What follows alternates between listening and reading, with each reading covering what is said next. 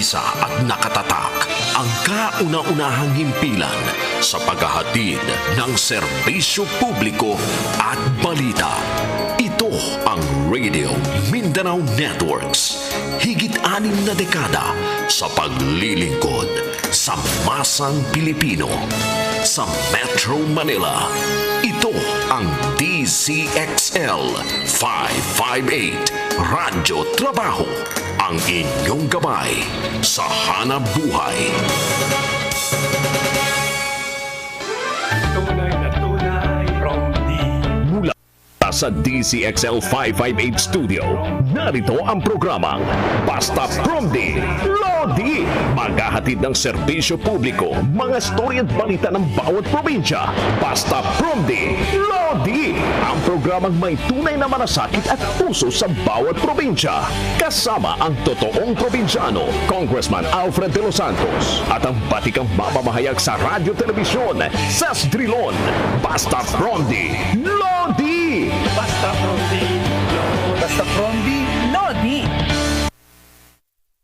Isang mapagpalang Miyerkules, Pilipinas. Kami po ang inyong mga tagapaghatid ng purong serbisyo publiko sa barangay man, lungsod o kanayunan.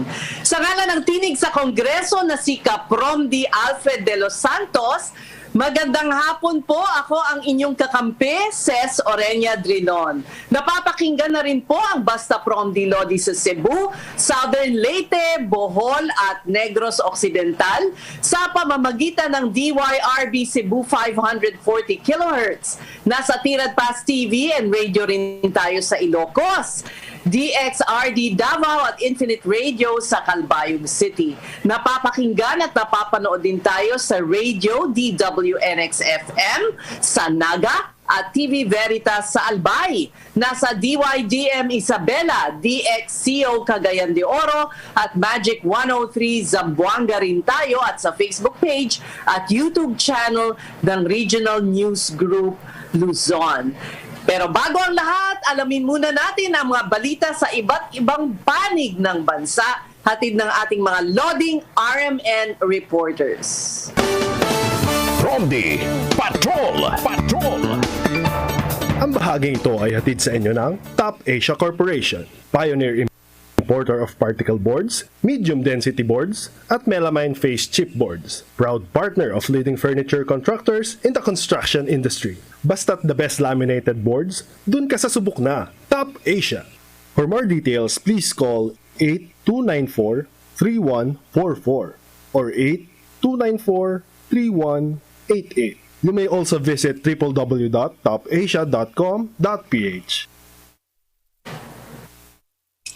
Alright, unahin natin ang Tuguegarao City Limited face-to-face classes sa Health Allied Programs nagsimula na. Narito ang ulat ni Radyoman Jeronimo Dig ng IFM Kawayan. Nagsimula na ang limited face-to-face classes ng University of St. Louis sa Tuguegarao City, Cagayan para sa programa nitong Medical Technology. Alinsunod sa provisyon ng CHED-DOH Joint Memorandum Circular 2021-001, tanging ang University of St. Louis ang kauna-unahang universidad sa Reyon 2 na pinayagang mag-implementa ng limited face-to-face classes para sa mga health allied student nito. Ilan lamang sa naging basihan ng CHED upang payagan ang nasabing universidad ay ang pagkakaroon nito ng Campus Health and Safety Committee, re-engineering ng mga facilities at pagbabalangkas ng cyclical shifting model para sa laboratory classes. Ayon sa MedTech Program Chair na si Alvin Aldea, sinisiguro ng paaralan ang istriktong pagpapatupad ng minimum public health protocols para sa kaligtasan ng mga estudyante nito. Sinabi naman ni Dr. Dindo Asuncion, Academic Dean ng USL School of Health and Allied Sciences, na isusunod nilang paghanda ang kanilang pharmacy program at mga kinakailangan dokumento para maaprubahan din na makapagsagawa ng face-to-face classes. Mula sa Kawayan City, ako si Jeronimo Dig, nag-uulat para sa Basta Promdi, Lodi. Thank you, Jeronimo Dig. Sa San Jacinto, Pangasinan, isang urn sa isang sementeryo. Naku naman, ninakaw. Nako, si Arman Soriano ng IFM Dagupan para sa pag-uulat. Tinangay umano ang isang urn sa isang sementeryo sa bayan ng San Jacinto dito sa lalawigan ng Pangasinan. Ayon sa otoridad, nagpunta sa impila ng pulisya si Alberto de Guzman, 63 anyos ng barangay Pag-asa, at nireklamo ang pagkawala ng urn na naglalaman ng abo ng kanyang misis sa public cemetery ng bayan. Sa isang Facebook post, sumapit si Guzman na kahit abo na lamang ang ibalik ng tumangay nito. Nagsasagawa ng pulisya ng malalimang investigasyon upang matukoy ang nagnakaw ng naturang urn. Mula sa Dagupan City, ako si Arman Soriano, nag-uulat para sa Basta Promdi, Lodi. Thank you, Radyoman Arman Soriano ng IFM Dagupan. Samantala, na itatalang road accident sa Bicol Region tumaas. Narito ang ulat ni Radyoman Leo Barceliano ng RMN Legazpi. Nagbigay ngayon ng paalala ang pamunuan ng Philippine National Police Patrol Group, ganoon din ng Department of Public Works and Highways, DPWH, sa lahat ng mga motorista na mag-ingat at dahan-dahan ang mga motorista na bagong salta sa Bicol Region patay dahil sa sunod-sunod na mga narehistrong mga aksidente ng mga sasakyan at mga motorsiklo dahil anya sa mabilis ng kanilang pagpapatakbo sa mga malalawak ng mga national road matapos na ang road widening. Sa assessment ng DPWH at ang PNPI Patrol Group, katawagan lokal na impiro ng pulisya na naulat ngayon sa OCD Order RFC, pinayuhan ng lahat ng mga motorista na dahan-dahan ang pagmamaneho lalo kung sila ay mga bago pa lamang salta sa mga naturang national road. Mula sa Legazpi City, ako si Leo Barceliano, nag-uulat para sa Basta Promdi, Lodi. Thank you, Leo. Sa Mariveles, Bataan, 3 ang patay habang 6 ang sugatan matapos mawala ng preno ang tanker na truck. Narito ang ulat ni Mike Sigaral ng RMN Bataan.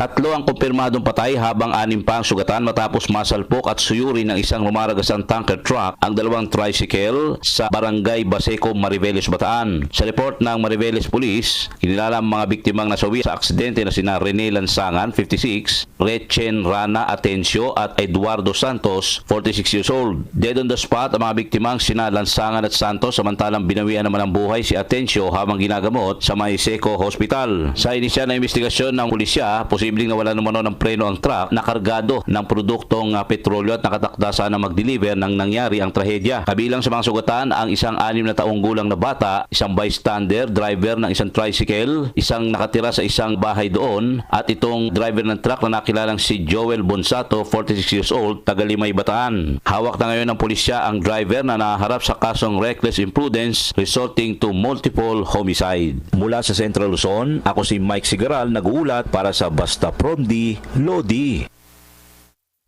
Maraming salamat sa ulat mo, Mike Sigaral. Samantala sa Davao del Norte, nag-viral na DepEd supervisor na muntik nang manaksak ng isang delivery rider, iniimbestigahan na. Narito ang ulat ni Renz Barbarona ng RMN Davao.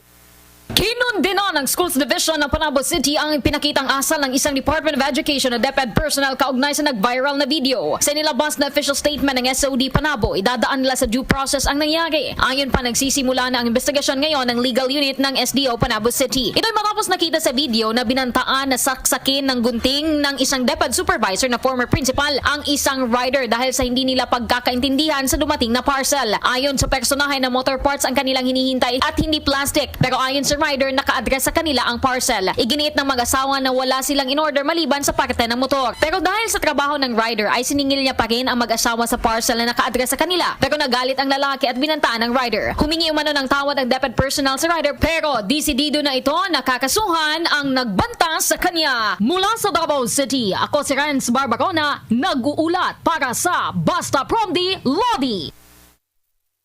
Salamat sa ulat mo, Renz. Naku naman, dapat kalma lang tayo po. Samantala, sa Cotabato City, 2 kaso ng pamamaril na itala. Narito ang ulat ni Radyoman Roy Holgado ng IFM Cotabato.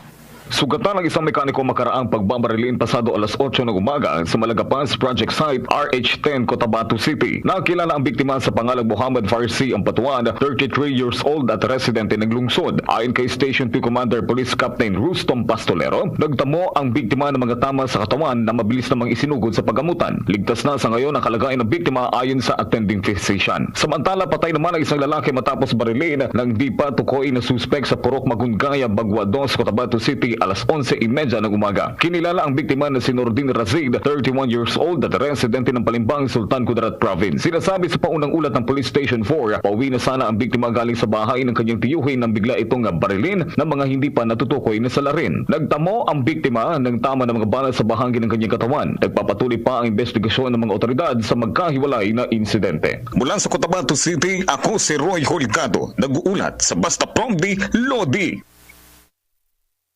Thank you, Roy. Sa Region 10, 58 na dagdag sa kumpirmadong kaso ng COVID-19. Narito ang ulat ni Joanna Ricote ng RMN Cagayan de Oro.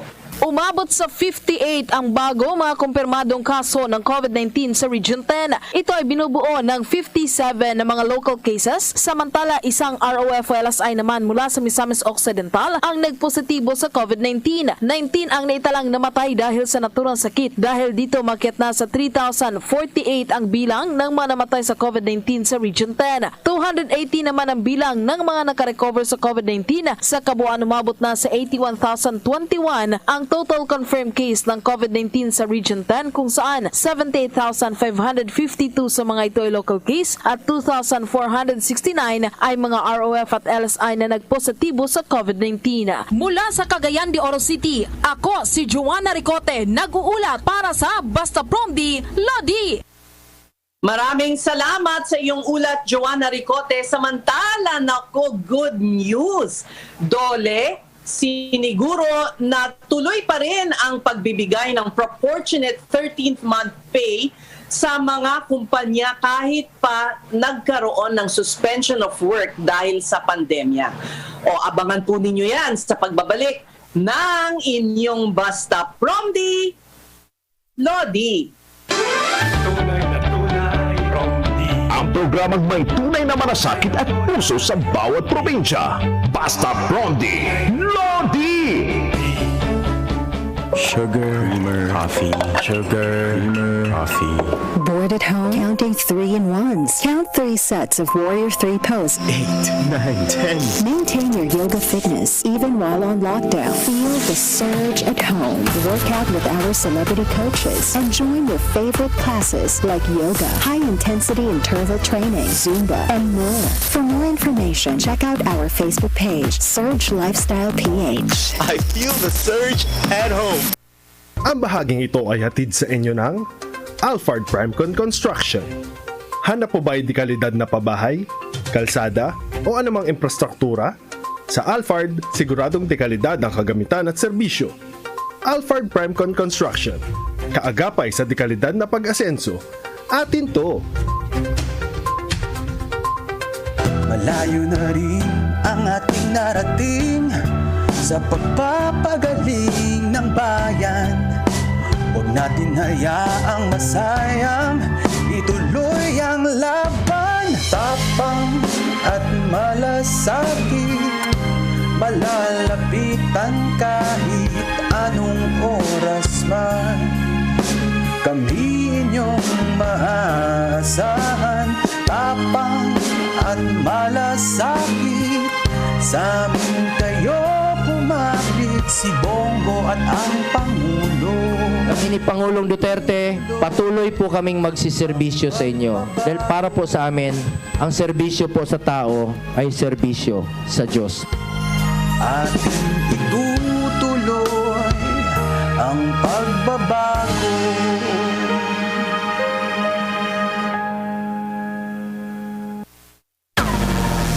Basta Promdi, Lodi, ang probinsyano, ang probinsyano, ang probinsyano, party list, probinsyano'y boses mo. Promdi para sa tao, marami siyang tinutulungan, handa kang ipaglaban, wala siyang uurungan, tunay na kaibigan.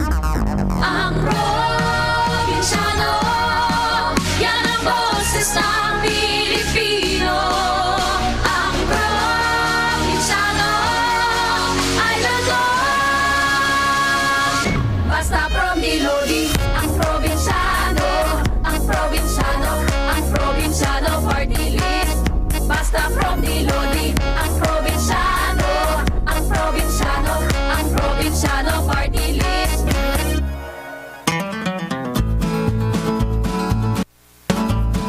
Ang probinsyano, halaba iton pasensya. Kay waray man instant ha probinsya. Ang probinsyano, mababaw ang kaligayahan, makalanghap lang ng sariwang hangin, at makakain ng lutong amin. Ang probinsyano ay laging proud sa aming pinanggalingan.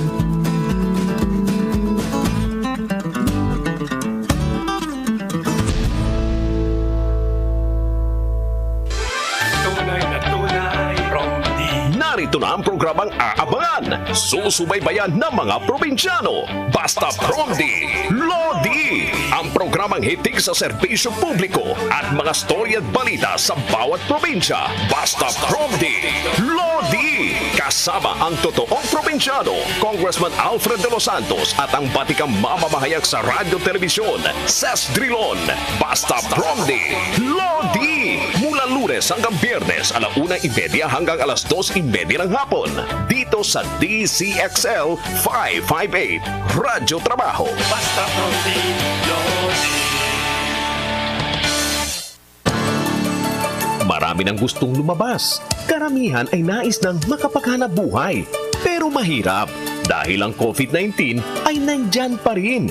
Hindi mo alam baka ikaw ang magdadala ng banta sa buhay ng nasa loob ng inyong bahay. Huwag mainip dahil sa simple mong gawain, gaya ng paghuhugas ng kamay, lalabas lang kung may importanteng bibilhin bagay. Laging magsuot ng tama ang face mask at face shield, panatilihin ang distansya sa iba, at ang pagbabakuna. Ito ang mga dapat mong gawin at hindi na pa ulit-ulit pang sabihin para iwas ka sa COVID-19. Paalala mula sa RMN Networks. Sugar, creamer, coffee. Sugar, creamer, coffee.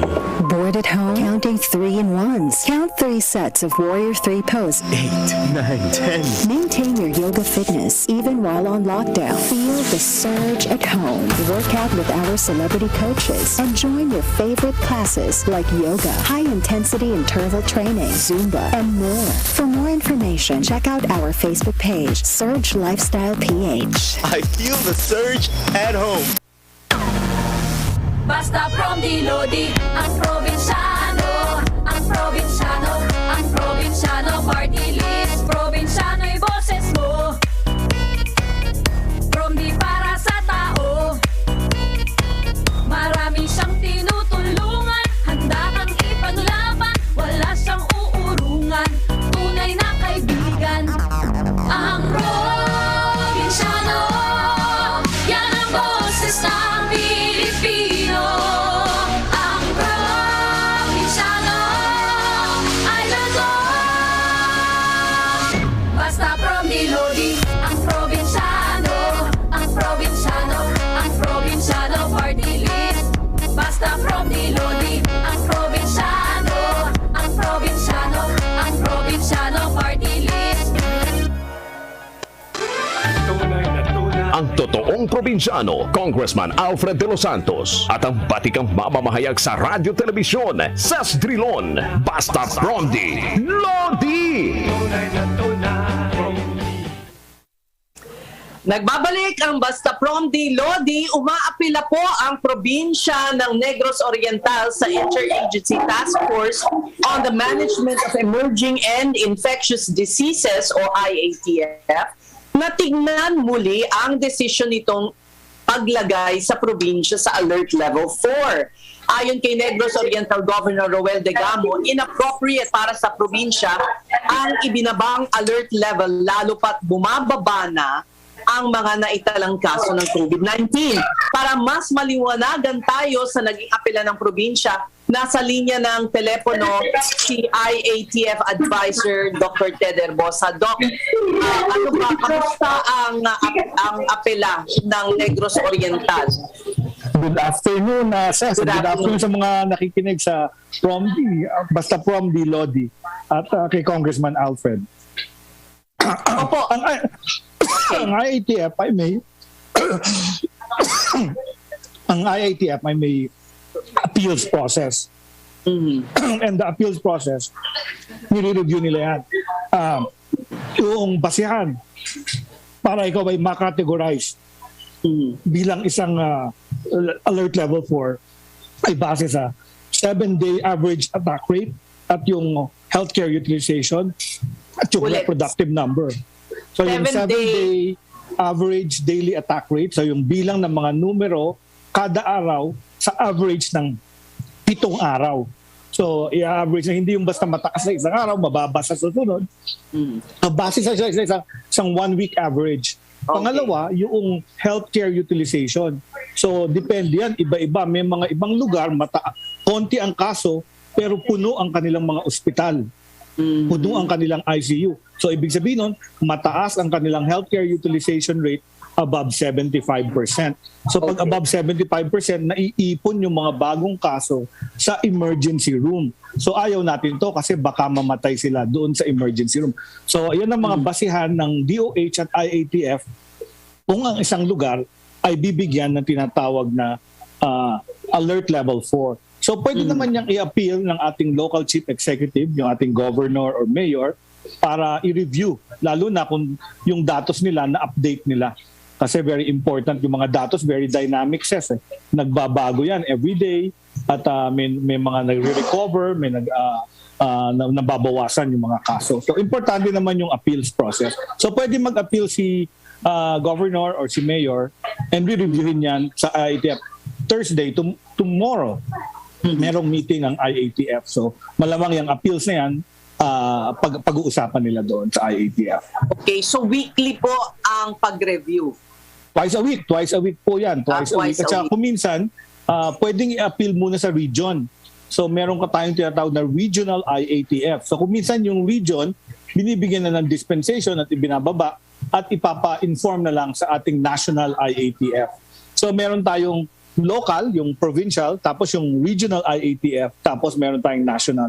So pwedeng makipag-usap na si governor sa regional at pwedeng sila umaksyon. Kung talagang ang basehan ng pagbaba ng alert level to alert level 3, kagaya ng Manila, pwede nang gawin yon. Tapos later on, papa-approve na lang sa national for official release. Okay, kasi syempre naman lahat inaalala yung ekonomiya na ngayon hindi po ba? Tama. Tama, Ses. In fact, yung alert level system, yan ay para matulungan talaga ang ekonomiya. So if you notice, ang alert level, ang kakabit niyan, yung localized lockdown. Yung localized lockdown, hindi na buong probinsya ang naka-quarantine or ECQ. Yung lugar lang na maraming kaso. And nakita namin na 10% lang ng isang geographic area ang nag-iipon yung mga kaso. Tawag namin doon sa epidemiology, clustering of cases.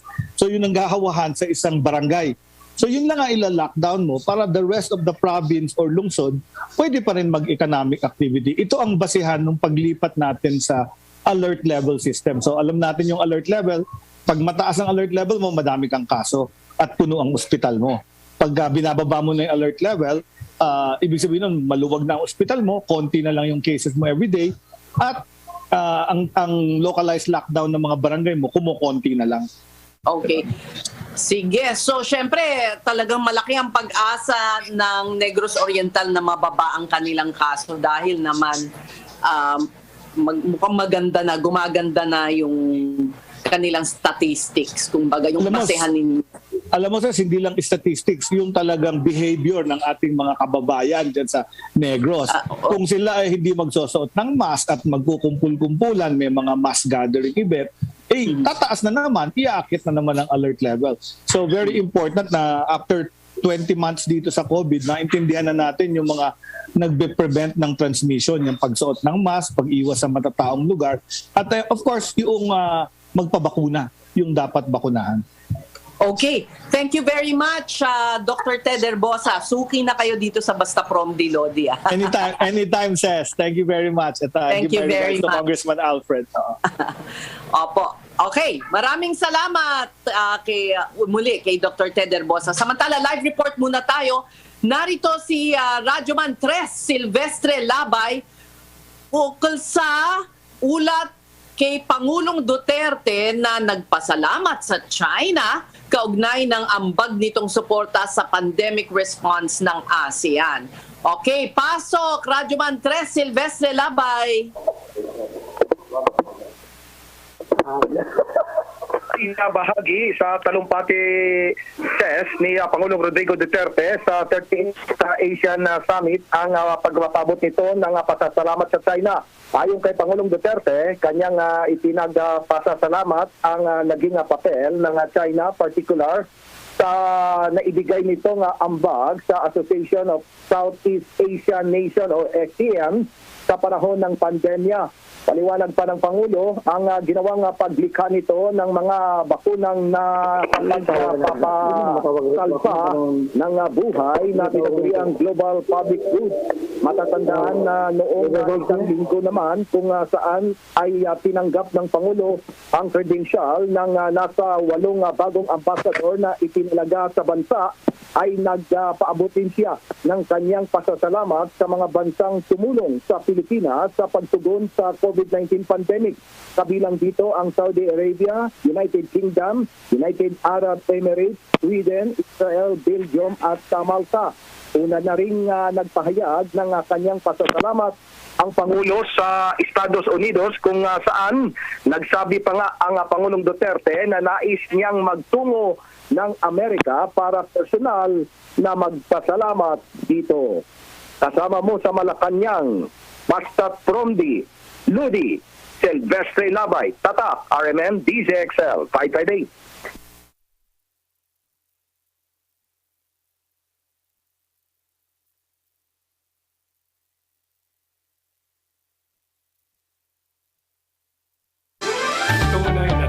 Ang totoong probinsyano, Congressman Alfred de los Santos, at ang batikang mamamahayag sa radyo telebisyon, Sas Drilon, Basta Promdi, Lodi! Tunay na tunay, Promdi.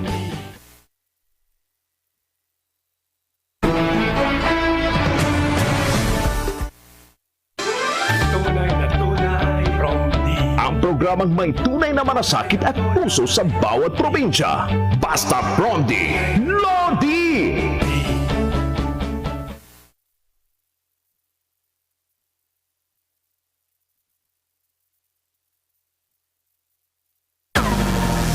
Basta Promdi, Lodi, ang probinsyano, ang probinsyano, ang probinsyano party list, probinsyano'y boses mo. Promdi para sa tao, marami siyang tinutulungan, handa kang ipaglaban, wala siyang uurungan, tunay na kaibigan. Ang probinsyano, yan ang boses ng Pilipino. Ang probinsyano ay luzon. Basta Promdi, Lodi, ang probinsyano, ang probinsyano, ang probinsyano party list. Basta Promdi, Lodi, ang probinsyano, ang probinsyano, ang probinsyano party list. Tunay na tunay. Ang totoong probinsyano, Congressman Alfred de los Santos, at ang batikang mamamahayag sa radyo telebisyon, Sas Drilon, Basta Promdi, Lodi! Tunay na tunay, Promdi. Alright, nagbabalik po kami sa Basta Promdi, Lodi. Pasensya na. Nako talaga, ang internet ay paminsan-minsan nakakat tayo, nawawala. Okay, so ang ating tatalakayin ngayon ay ukol sa lagay ng mga kapromdi natin sa Cebu. Kasi kasunod ng mga naganap na flash flood, ayan, halos nasa 300 pamilya ang apektado ng flash flood sa ilang lugar sa bayan ng Sogod, North Cotabato noong Lunes ng hapon. Bagamat walang naulat na nasawi, malaki ang naging epekto nito sa mga kabahayan, mga establishmento at maliliit na negosyo sa Sogod, Bawo, Poblasyon at Ibabaw. Kaugnay po niyan ay makakausap natin sa linya ng telepono si Disaster Management Maria Helena Zamora. Magandang hapon po sa inyo.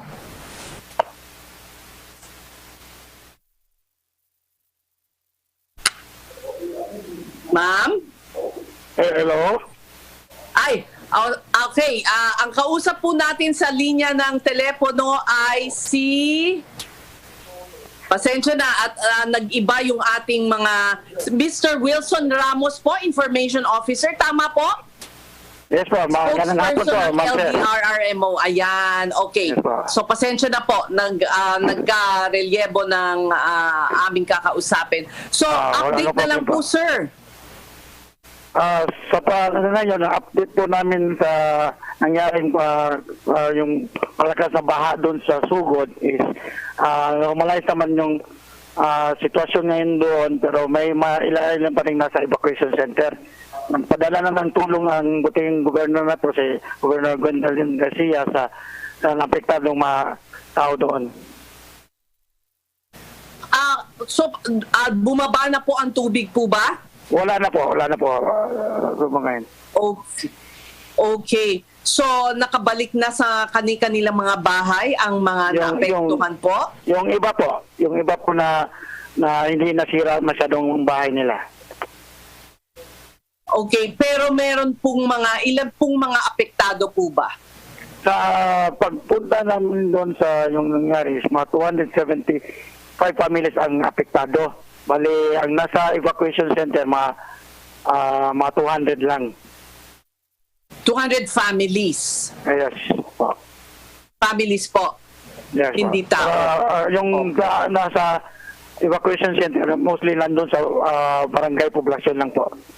5 barangay po kasi itong naapektado is. Barangay Damulog, Poblasyon, Bagatayan, Bao at Ibabaw. Ano po ba ang naging dahilan ng flash flood po? Ang nangyari po kasi is yung during that time may localized thunderstorm, tapos malakas po ang buhos ng ulan na nangyari doon sa area at yung nangyari sa ilog, tumaas po ang level ng tubig sa ilog. Parang hindi po karaniwan ba ang buhos ng ulan? Parang more than normal po? More than yung kung saan na kayo, yung nakagawian nyo na dyan sa lugar ninyo po, sir? Hindi naman po kasi ang papasok na sa La Nina na po kasi dineclare na La Nina ng ang lugar at patayang amihan. Ang lugar po is kung malakas talagang ulan dito sa Cebu, may nangyayaring pagbaha. So, nanggagaling bus po sa kabundukan ba? Buhos ng tubig, umaapaw ang ilog? Paano po? Yes po, yun po nangyayari. Nung galing lang sa bukid na kung malakas ang ulan, umaapaw yung ilog at papunta na sa mga kalsada. Sir, may nangyari rin kasing anunsyo na lang minor po, landslide. ano po ba ang pangangailangan nyo dyan sa inyong lugar kung may mga gustong maghatid ng tulong po? Baka gusto nyo manawagan po? Sa ngayon po is nagpahatid ng tulong ang ating butihang gobernador doon at ibang concerned citizen at kung may tutulong ibang tao, available, pwede naman ipadala nyo doon sa Sugod. Okay, marami pong salamat sa inyo, sir, at mag-ingat po kayo dyan. Salamat din po. Okay, humupa na ang baha dyan sa lugar nila, kaya lang 200 families pa ang nalalabi sa evacuation centers. Yan ang ating mga update na nakuha mo ukol sa nangyari dyan sa Sugod. Samantala, sisikapin pa rin po nating makausap si Secretary Bello. Magbabalik po ang Basta Promdi, Lodi. Tunay na tunay, Promdi. Ang programang may tunay na malasakit at puso sa bawat probinsya. Basta Promdi, Lodi! Sugar, creamer, coffee. Sugar, creamer, coffee. Bored at home? Counting 3-in-1s. Count 3 sets of Warrior 3 pose. 8, 9, 10. Maintain your yoga fitness even while on lockdown. Feel the surge at home. Work out with our celebrity coaches and join your favorite classes like yoga, high-intensity interval training, Zumba, and more. For more information, check out our Facebook page, Surge Lifestyle PH. I feel the surge at home. Ang programang ito hatid sa inyo ng Macapa Corporation. Isa sa mga nangunguna sa industriya ng construction at nakilala dahil sa dekalidad ng mga proyekto nito tulad ng paggawa ng mga tulay, kalsada, dike at marami pang iba. Simula 2001, ang Macapa Corporation ay katuwang nyo sa pagpanday ng inyong bisyon at pangangailangan. Tapang at malasakit, sa amin kayo kumapit, si Bongo at ang Pangulo. Kami ni Pangulong Duterte, patuloy po kaming magsiservisyo sa inyo. Dahil para po sa amin, ang serbisyo po sa tao ay serbisyo sa Diyos. Ating itutuloy ang pagbabago.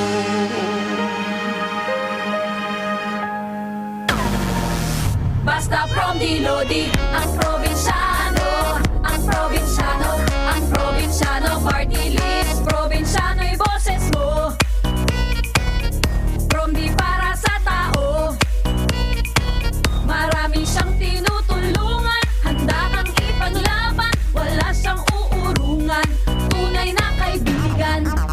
Ang probinsyano, yan ang boses ng Pilipino.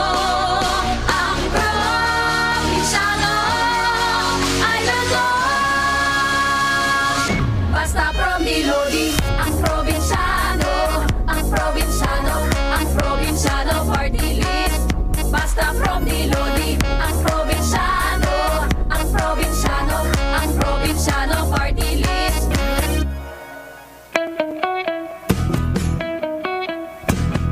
Ang probinsyano, likas na matulungin dahil lahat kamag-anak o kaibigan. Ang probinsyano, pag bumasinso sa bilay, simpleng hinahanap na kalikatan. Ang probinsyano ay hindi nahihiyang magsalita ng may punto.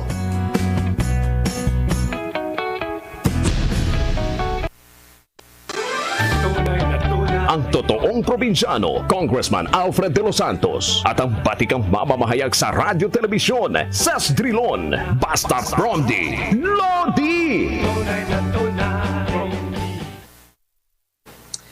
Okay, we're back on air and para dagdagan po ang impormasyon natin ukol sa flash flood dyan sa Cebu, makakausap natin si Marivic Garces, Provincial Social Welfare Officer. Magandang hapon po sa inyo, Ginang Garces. Good afternoon po.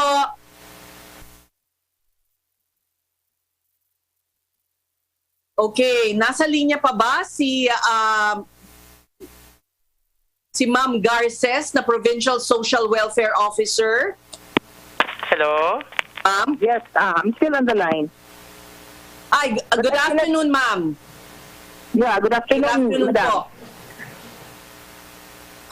Update po sa mga epekto ng flash flood po dyan sa inyo.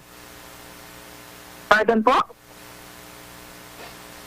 May update po ba kayo dun tungkol sa epekto po sa inyong lugar, tungkol sa flash flood po na nangyari? Tungkol sa relief operations po inyong here in Capitol, and in terms of updates, I think it's the LGU themselves who can give you that update in terms of number of families who are still with staying at the evacuation center. All I can share with you, Madam, is rather the goods that we delivered to the LGUs as in a form of a relief assistance. Yes po, ma'am. Yeah. Yesterday, together with the governor and other officials of the Cebu provincial government, we delivered rice, some of the food stuff, rice, noodles, canned goods, and the non-food stuff are those which the families need, especially that majority of their houses were washed out. These were in the form of mosquito nets, blankets, we have towels, and also we provided them with kitchenwares, which consist of plates, saucers, soap bowls, the spoon and fork, tumblers, and even cooking utensils, and also underwear for the children, male and female. And of course, most importantly, the hygiene kits, which consist of toothbrush, toothpaste, and soap, and also face towel. And also we provided them with mats and vitamins, no, for the children and also for the adults. We delivered All the right, food well, to the LGU. This was go ahead, ma'am. Were received by the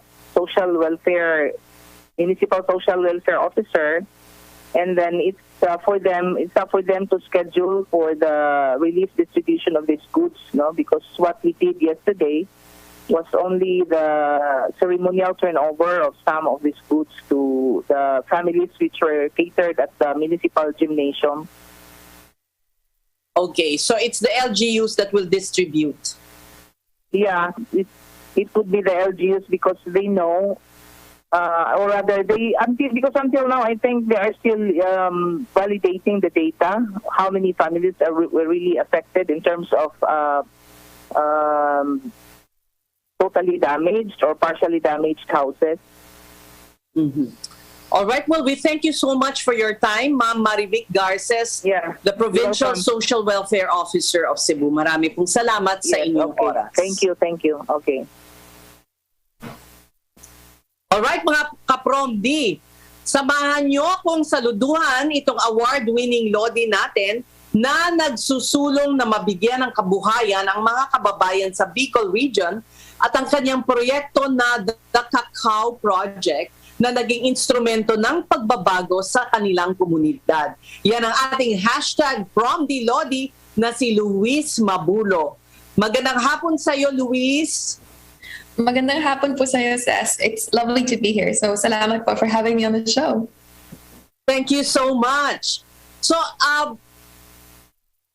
let's begin from the beginning. Paano ba nabuo ang Cacao Project? Well, nagsimula po yung Cacao Project ay in 2016 nung na-hit po yung hometown ko with Super Typhoon Knock 10. At na-realize po namin that because of the changing climate at nagiging mas intense yung mga typhoons, we needed a way to help farmers transition to resiliency at saka gumawa po ng bagong models for agricultura here in our provinces. So we work with farmers to give them the training, the tools, the resources they need to be better positioned for sustainable success po. Mm-hmm. So ang naisip mo na tanim is cacao. I mean, it could have been other things. Pwedeng pili, ano ba yung madami sa Bicol? No? Bakit nag-zero in ka sa cacao?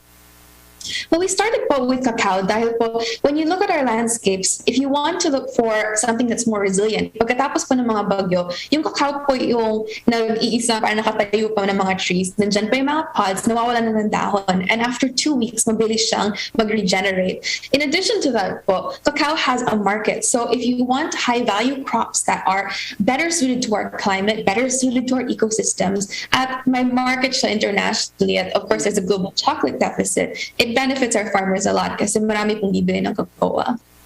Oo, tama. Tama kasi, kumbaga parang 3 taon lang yata pwede nang bumunga, no? Ang cacao.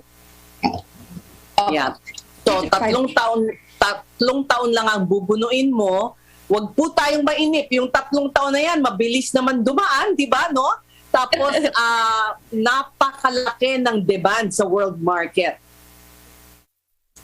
Exactly po. And there's a huge demand in the world market, especially lahat naman po tayo, di ba, kumakain ng chocolate. So it's a very great advantage na manggaling sa mga Filipino farmers, galing sa probinsya, yung chocolate naman ng buong mundo. Mm-hmm. At can you tell us, bakit lutang, hindi ba, lately, chocolates have been winning, Philippine cacao has been winning awards. Yung chocolates na gawa dito sa Pilipinas, award-winning. Ano ba ang kaibahan? Kasi dapat rin, I don't know very much, but the little I know, dapat ang i-propagate natin yung medyo heirloom, hindi yung mga parang fast-growing or pest-resistant na minsan yun yung pinamumudmod, di ba? Dapat yung medyo, yung matagal na yung heirloom. Tama ba? And tell us a little more about it.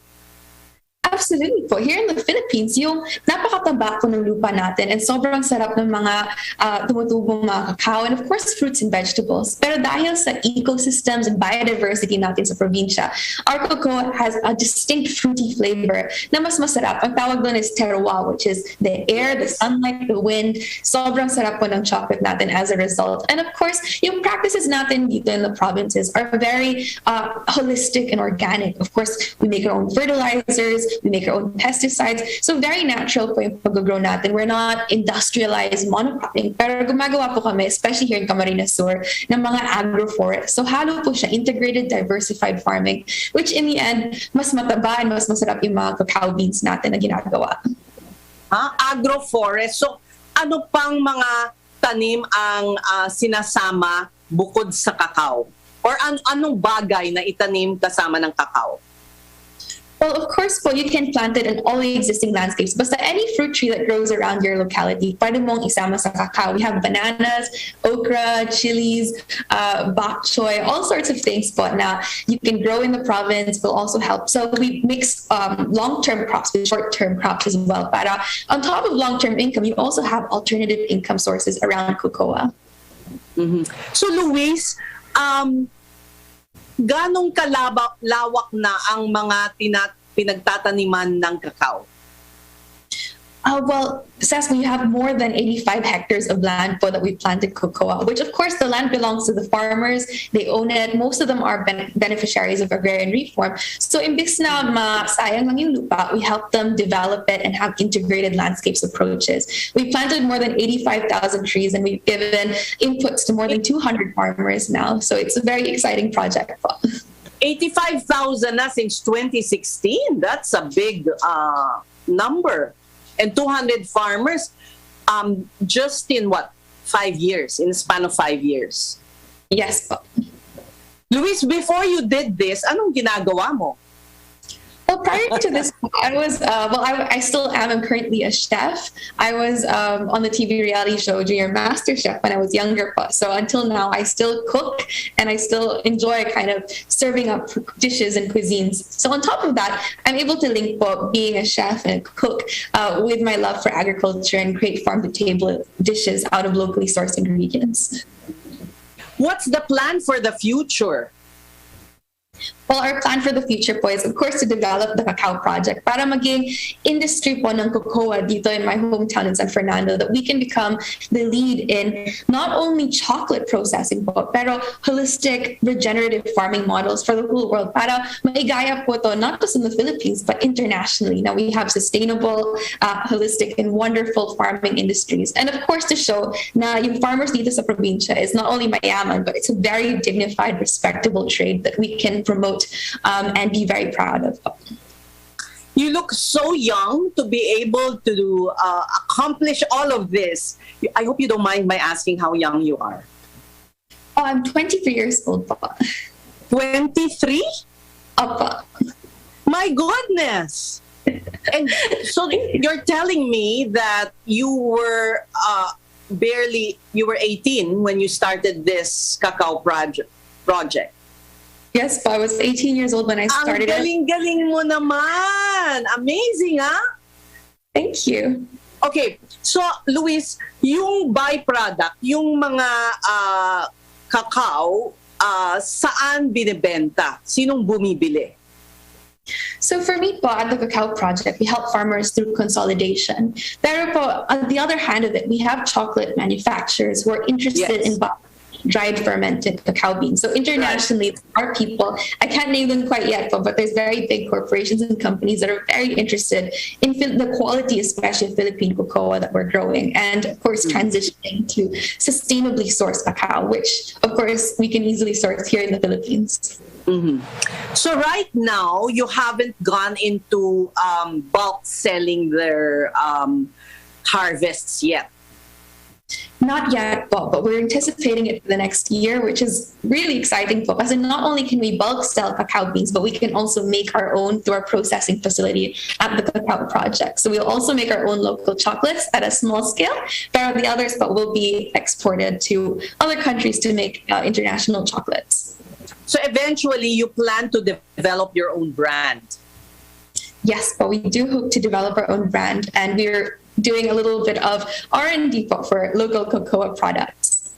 That's wonderful. And alam mo, minsan ang problema kasi kulang ang supply. Maganda nga ang produkto natin, pero kung may interesadong bumili, parang walang guarantee of for one certainty of supply, di ba? Kailangan laging nandyan kung kailangan nila ng malaking bulk, parang continuous, yung you're dependable, you're reliable, hindi yung parang very spotty ang pag-supply. Tama ba? That's right, but we really value consistency and having a regular supply. So that's what we hope to do through consolidation. Because with our farmers, because of the fact that we have, agrarian reform and many of the farmers have their own farms, there is a lot of uncertainty. Better through consolidation, but we can actually ensure that our supply will remain consistent throughout the years. Also the quality as well, right? It's amazing what a 23-year-old like you can accomplish. The future looks really, really promising. And one thing that you can add, and pili nuts are also becoming, very popular. Not just the nut itself. There's so many byproducts, even the bark, the essential oil, etc. And pili is very unique also to your region, diba? Absolutely, but we do hope to have a lot of pili nuts and feature all these ingredients like chilies and pili nuts within our local chocolate regions. Para po we have artisan chocolates. Wonderful. I'm talking to you from where? Where are you now? I'm currently in San Fernando, Camarines Sur po. Talaga ang ganda ng signal, We have very good signal here in the provinces. You must visit as well. So, what are you primarily interested in? What did you finish in college, Luis?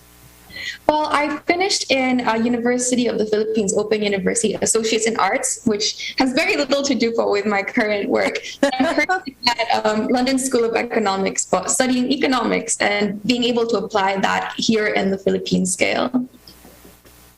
Wonderful. Malayo, no? Sa ginagawa mo ngayon, agrikultura, pero malaking bagay rin yung may alam ka sa economics. Kasi nga, ang mga magsasaka, yan ang problema kung hindi nga, like you said, kung hindi mo kino-consolidate, mababa ang pagbenta. Madali silang maloko ng mga middlemen. They cannot command the right price for their products.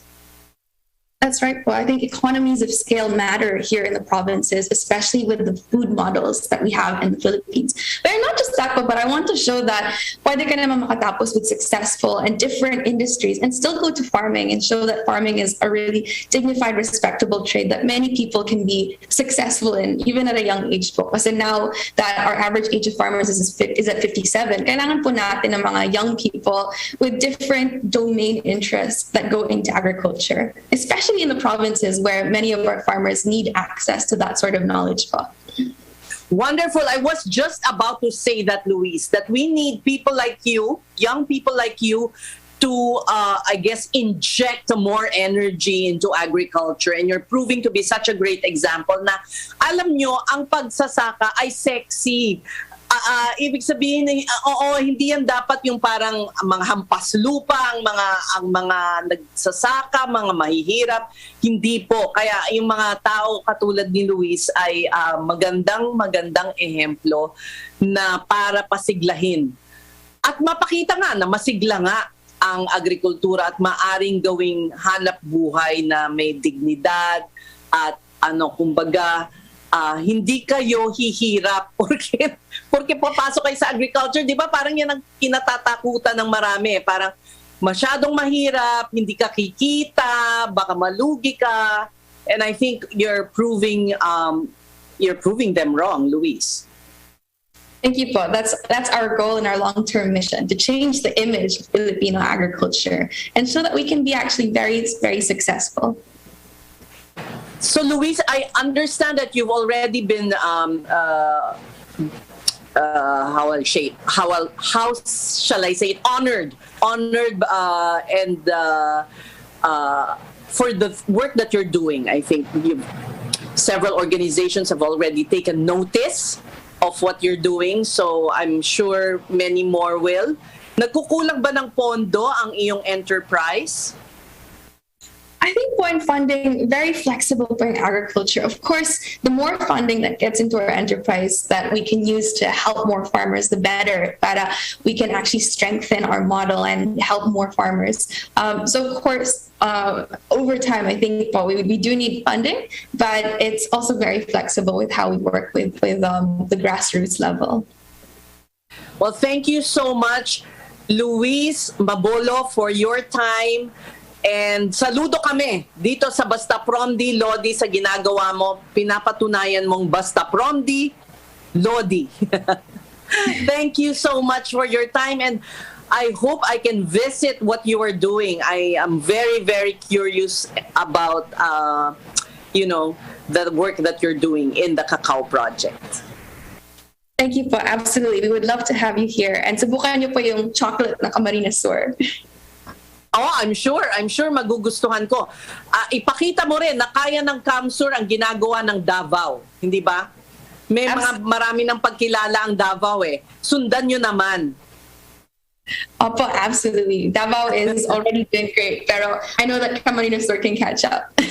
I'm sure. Kasi tama ka, iba-iba ang terroir eh, di ba? Iba ang lupa dyan sa Camsur, iba ang lupa sa Davao. So I'm sure iba ang karakteristik ng tsokolate ng manggagaling dyan sa inyo.